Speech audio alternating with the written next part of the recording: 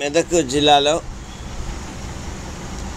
అక్రమ పశువుల రవాణా నిరోధించేందుకు జిల్లా వ్యాప్తంగా 3 చెక్ పోస్టులు ఏర్పాటు చేసి తనిఖీలు నిర్వహిస్తున్నట్లు మెదక్ జిల్లా ఎస్పీ డాక్టర్ బి బాలస్వామి శుక్రవారం నాడు సాయంత్రం 6 గంటలకు విడుదల చేసిన ప్రకటనలో పేర్కొన్నారు.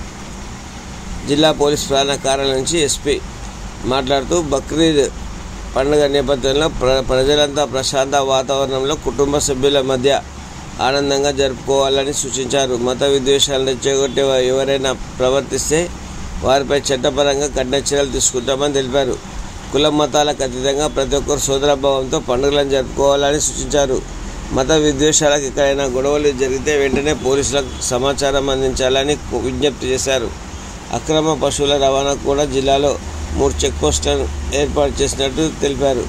పశువులు రవాణా చేస్తే వ్యక్తులను పశువుల ట్రాన్స్పోర్ట్కు సంబంధించిన అన్ని రకాల నియమ నిబంధనలు పాటించాలని తెలిపారు. బక్రీద్ పండుగ సందర్భంగా ఆవులు లేగదూడల రవాణా చేయొద్దన్నారు.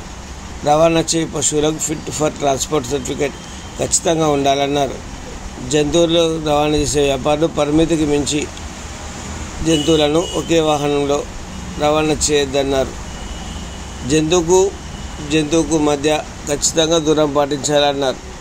పోలీసు సిబ్బంది కూడా ఎక్కడ నిర్లక్ష్యం చేయకుండా అన్ని వాహనాలు తనిఖీ చేయాలని జిల్లా ఎస్పీ డాక్టర్ బి బాలస్వామి ఆదేశించారు.